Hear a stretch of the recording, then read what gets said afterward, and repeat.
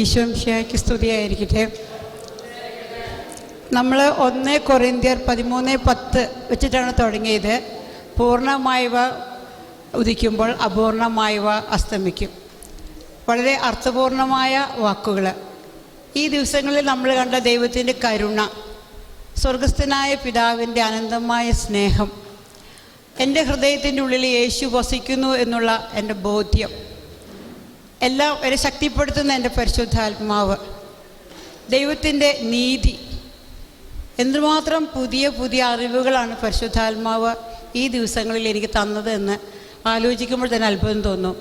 ഈ ധ്യാനം ഒരു ആക്സിഡൻ്റൽ ആയിട്ട് വന്നതല്ല, ദൈവത്തിൻ്റെ നിശ്ചയമായിരുന്നു എന്ന് ഞാൻ മനസ്സിലാക്കുന്നു. ദൈവത്തിന് കോടാനുകോടി നന്ദി. അതിനു പുറമെ എനിക്ക് നന്ദി കൂടുതൽ പറയാനുള്ളത് ഇവിടെ പാട്ട് പാടുന്നവരോടാണ്. ഈ സങ്കീർത്തനങ്ങളൊക്കെ പഠിച്ച് ഒരു വാക്ക് പോലും തെറ്റാതെ, അതിൻ്റെ ട്യൂണൊന്നും അത്ര എളുപ്പമുള്ള ട്യൂണല്ലാതെ നമുക്കറിയാം.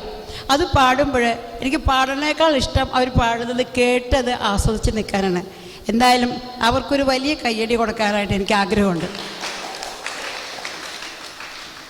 തോമസ് ബ്രദറിനും പ്രത്യേകം നന്ദി പറയുന്നു. ദൈവത്തിനും നന്ദി. Thank you.